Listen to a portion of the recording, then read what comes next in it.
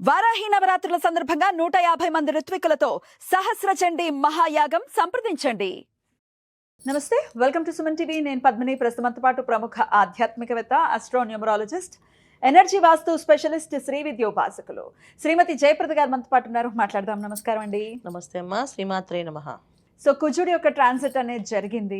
So వృషభ రాశిలోకి వచ్చేసాడు మొత్తానికి కుజుడు. 45 రోజుల పాటు ఉండేటటువంటి ఈ కుజుడు ద్వాదశ రాశులకి కూడా ఎటువంటి ఫలితాలను ఇవ్వబోతున్నాడు. అలాగే జూలై మాసం ఓవరాల్గా అంటే సూర్యుడు మారుతాడు, శుక్రుడు మారుతాడు, గ్రహాలు కొన్ని అంటే ఫాస్ట్ మూవింగ్ గ్రహాలు మారుతూనే ఉంటాయి. కాబట్టి ఈ జూలై మాసంలో ద్వాదశ రాశులకి ఎలా ఉంటుందో మీ ద్వారా తెలుసుకోవాలనుకుంటున్నానండి, చెప్తారా? తప్పకుండా అన్న. అయితే ఏంటంటే ఈ సంవత్సరం అంతా కూడా మనకి గురువు కర్కాటక రాశిలో ఉండడం వల్ల, ఉచ్చ స్థితిలో గురువు ఉండడం వల్ల చాలా చాలా యోగమైన మార్గాలు అందరికీ కనిపిస్తాయి. చాలా విషయాలు అంటే విజయాలు సాధించాలనుకునే వాళ్ళకి అందరికీ బాగుంటాయి. అయితే ఇలా వృషభ రాశిలో కుజుడు రావడం వల్ల ఇంకొంచెం ఫాస్ట్గా వెళ్ళే అవకాశాలు, ఫాస్ట్గా మూవ్ అయ్యే అవకాశాలు, కొన్ని రాశుల వాళ్ళకి అత్యంత అదృష్టాన్ని తీసుకొచ్చే అవకాశం కుజుడు వల్ల జరుగుతుంది. బ్యూటిఫుల్. అది ఎలాగో తెలుసుకుందాం. గోచారం చెప్పండి, ఎన్నాళ్ళు ఉంటాడు, అలాగే ఎట్లా? తప్పకుండా. సో గురువు మనకి కర్కాటక రాశిలో ఉన్నారు కనుక మనకు అది తెలిసిన విషయం. శని భగవానుడు మీనరాశిలో ఉన్నారు, రాహు కుంభరాశిలో ఉన్నారు, బుధుడు మనకి జూలై మాసంలో 4వ తారీఖు నుంచి మిథున రాశితో రవితో కలిసి ఉన్నారు. ఓకే. 16వ తారీఖు వరకు మనకి జూలై 16వ తారీఖు వరకు రవి ఉంటారు. తర్వాత 16 నుంచి మళ్ళీ ఆయన కర్కాటకలో ప్రవేశిస్తారు. అక్కడి నుంచి మళ్ళీ మనకి పుష్కరాలు ఒకటి స్టార్ట్ అవుతుంది. సో ఈ విషయంలో చాలా విశేషం ఏంటంటే గురువు ఉండడము, రవి మార్పు, రవి బుధుడు కలయిక 15 రోజులు ఉండడం వల్ల ఒక అదృష్టం కొన్ని రాసుల వాళ్ళకి. తర్వాత శుక్రుడు కేతుతో కలిసి ఉండడం వల్ల కొన్ని అదృష్టం కొన్ని రాసుల వాళ్ళకి. శుక్రుడు కూడా ఈసారి మనకి మంచి ఫలితాలు ఇస్తున్నాడు. అలాగే బుధుడు మంచి ఫలితాలు ఇస్తున్నాడు, కుజుడు మంచి ఫలితాలు ఇస్తాడు. ఇప్పుడు మాస ఫలితాల్లో మనకి మాక్సిమము 4 గ్రహాలు ఎప్పుడు యోగించవు. అలాంటిది ఈసారి మనకి బుధుడు, కుజుడు, తర్వాత శుక్రుడు, ఈ 3 గ్రహాలు చాలా యోగ్యంగా మనకి యోగిస్తున్నాయి. మంచి సమయంగా కన్సిడర్ చేయొచ్చు. అయితే చాలా మంచి సమయంగానే అందరికి, అన్ని రాసుల వాళ్ళకి, ఒక్కొక్క రాశికి ఒక్కొక్క స్పెషలైజ్డ్ గా పాపం వచ్చే అవకాశాలు కనిపిస్తున్నాయి. అందువల్ల చక్కగా చూసుకోవచ్చు. సూపర్ అండి. మరి అవేంటో తెలుసుకుందాము. మరి మొదలు పెడదామా? తప్పకుండా. మేషరాశి వారికి జూలై మాసం ఎలా ఉండబోతోంది జయప్రద గారు? తప్పకుండా. మేషరాశి వాళ్ళకి ఏలాంటి ప్రభావంతో ఉంటున్నారు వాళ్ళు ఈ రాశులు. అయితే వాళ్ళకి అసంత కొంచెం ఉత్సాహం వచ్చింది అంటే కుజుడు ధనస్థానంలో మారడం, ద్వితీయ స్థానంలో ఉండడం వల్ల పనుల్లో కొంచెం వేగవంతం. ఇప్పుడు దాకా ఏ పని చేసినా ఆలస్యం అవ్వడం, ఒక వీసా కోసం ప్రయత్నం చేస్తే వీసా రాకపోవడము, తర్వాత వ్యాపారంలో అభివృద్ధి అనేది లేకుండా కొంచెం దిగులుగా జరగడము, ఉద్యోగాల్లో ప్రమోషన్స్ రాకపోవడం, ఇబ్బంది పడేవాళ్ళు, వీళ్ళందరికీ కొన్ని ఏంటంటే కుజుడు ధనస్థానంలో రావడం వల్ల, ద్వితీయ స్థానంలో రావడం వల్ల వీళ్ళకి అద్భుతమైన ఫలితాలు బ్రహ్మాండంగా పనిచేస్తున్నాయి.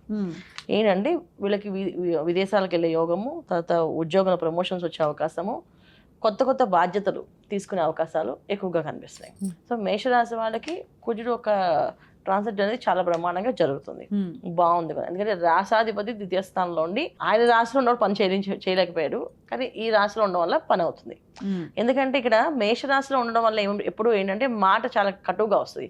ఆయన ఏ స్థానంలో ఉంటారో ఆ స్థానం వాళ్ళు, ఆ రాశి వాళ్ళు మాట చాలా కటువుగా మాట్లాడతారు. దానివల్ల చాలా పనులు ఆగిపోతుంటాయి. ఇప్పుడు వీళ్ళకి మాట మళ్ళీ అన్ని విధాల చక్కగా చేసుకునే అవకాశం వచ్చే అవకాశం ఉంది. మేషరాశి వాళ్ళకి అన్ని విధాల మంచి ఫలితాలు ఉన్నాయి ఈ మాసంలో. ఇక రవి బుధుడు ఇద్దరు కూడా ఏంటంటే ఉద్యోగంలో, వ్యాపారంలో ఉన్నత స్థానాలకు వెళ్ళే అవకాశాలు ఇచ్చే అవకాశం ఉంది. వీళ్ళకి అన్ని విధాల మేషరాశి వాళ్ళకి బాగుంది. అయితే కాస్తంత వీళ్ళు జాగ్రత్త తీసుకోవాల్సిన విషయం ఏంటంటే ఇక్కడ రాహు లాభస్థానంలో యోగిస్తారు అందరూ అనుకుంటారు, కానీ ఇక్కడ రాహు ఒక్క మాయలో పడే అవకాశం ఉంటుంది.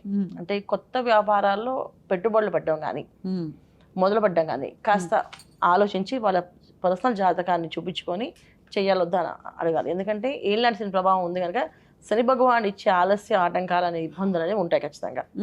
వీళ్ళు దాని నుంచి పర్సనల్ జాత్ చూపించుకొని జాతకంలో ముందుకు వెళ్తేనే బాగుంటుందని కొత్త వ్యాపారాలు ప్రారంభం చేయాలి. ఈ మాసంలో వ్యాపారాలు చేసే అవకాశాలు ఉన్నప్పటికీ కూడా ఒక ఎంత చూసుకోవాలి వీళ్ళు. ఇది వీళ్ళు చేయాల్సిన పరిహారాలు. మరి గురువు ఎలాంటి ఫలితాలను ఇవ్వబోతున్నారండి, అది కూడా ఒకసారి చెప్పండి. తప్పకుండా. చతుర్థ స్థానంలో గురువు వీళ్ళకి అంటే విద్యార్థులకు, మేషరాశిలో ఎవరైతే విద్యార్థులు ఉన్నారో, ఈ యూపీఎస్ కానీ ఈ సివిల్స్ రాసే వాళ్ళ పిల్లలు ఎవరైతే ఉన్నారో వాళ్ళకి మంచిగా ర్యాంక్ కొట్టే అవకాశం కానీ, చదివే అవకాశం బ్రహ్మాండంగా మెజార్టీతో వచ్చే అవకాశాలు ఎక్కువగా ఉంటాయి. తర్వాత వ్యాపారంలో ప్రొఫెషనల్గా ఉండేవాళ్ళు, అంటే ప్రొఫెషనల్ వ్యాపారాలు చేసేవాళ్ళు, వాళ్ళకి అత్యంత ఉన్నతమైన స్థానాలు అంటే వాళ్ళ పేరు ప్రఖ్యాతులు రావడం కానీ, వాళ్ళు చేసే పనుల్లో గుర్తింపు రావడం కానీ జరిగే అవకాశం ఎక్కువగా ఉంది. అందుకని మేషరాశి వాళ్ళకి ఈ మాసం కాస్తంత మంచి ఫలితాలే కనిపిస్తాయి మనకి. ఓకే. అసలే మేషరాశి అంటే మనకు తెలుసు మంచి ఫైర్ బ్రాండ్స్ అవును కదా.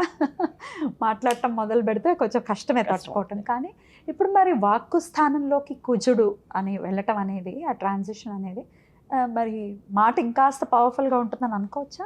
లేదు, అంటే ఇక్కడ రెండో స్థానంలో రావడం మాట పవర్ఫుల్ కాదు, పట్టుదల పెరిగి దాన్ని ఎలా సాధించుకోవాలని తెలుస్తుంది. ఇక్కడ ఏంటంటే వీళ్ళకి శని ప్రభావం ఉంది కనుక ఎంత గట్టిగా మాట్లాడదామన్నా అక్కడ కాస్తంత భయం అనేది ఉంటుంది.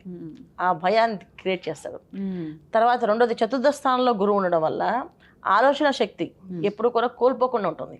జనరల్గా వీళ్ళంటే కోపం వస్తే ఆవేశంగా మాట్లాడేస్తారు, తర్వాత ఆలోచించి నేను ఇది తప్పు చేశాను, కరెక్టే, అది సరి చేసుకుందాం, సారీ చెప్పని చెప్తారు. కానీ ఇక్కడ ఏమంటే చతుర్థ స్థానంలో గురువు ఉన్నాడు కనుక ఆలోచన శక్తి పెరిగి ఇది ఇలా కాదు, ఇది ఈ విధంగా చేసుకుని వెళ్ళాలి అనే తత్వాన్ని పెరుగుతుంది. అందువల్ల కుజుడు వచ్చే ఎఫెక్ట్ కంటే వీళ్ళకి రాహు వచ్చే ఎఫెక్ట్ ఎక్కువ ఉంది. అంటే మాయలో పడే అవకాశం కానీ మోసపోయే అవకాశం కానీ ఉంటుంది. ఎందుకంటే ఏలాంటి శని ప్రభావం అంటే కర్మని మన ఆయన ఏ విధంగా మనకి చేస్తారని తెలియదు మనకి. ఒక్కొక్క జాతకాల్లో వాళ్ళ జాతకాల్లో శని భగవాన్ యోగకారకుడు అయితే ఈ ఏలాంటి శని ప్రభావం అనేది పెద్దగా కనిపించదు. శని భగవాన్ వాళ్ళ జాతకంలో కూడా బాలేని ప్లేస్లో ఉంటే మాత్రం ఈ ఏలాంటి శని ప్రభావం వెళ్ళి ఎలా చూపిస్తుందంటే రాహు ఇంపాక్ట్ ఏంటంటే ముందు బ్రహ్మాండంగా చూపిస్తుంది. అది బ్రహ్మాండంగా బాగుంది సాగుతుంది కదండి, వ్యాపారం ఏం చేస్తాం అంటే 1,00,000 రూపాయలు పెట్టుబడి చేసే వ్యాపారాన్ని 10 లక్షలు అప్పు చేసి చేయడం మొదలు పెడతాం. అంటే ఫుల్ అప్పుడు మొత్తాన్ని మోసం పోతాం. ఇది జరిగే అవకాశం. అందుకని జన్మజాతకంలో వ్యాపారం చేసే అవకాశం ఉందా లేదా చెక్ చేసుకొని దాన్ని బట్టి పెట్టుబడులు పెట్టుకోవడం వల్ల మంచి ఫలితాలు ఉంటాయి. అద్భుతంగా వివరించారండి, కృతజ్ఞతలు. ఇక నెక్స్ట్ వీడియోలో వృషభ రాశి గురించి తెలుసుకుందాం. థ్యాంక్ యూ అండి. నమస్తే అమ్మా. శ్రీమాత్రే నమః.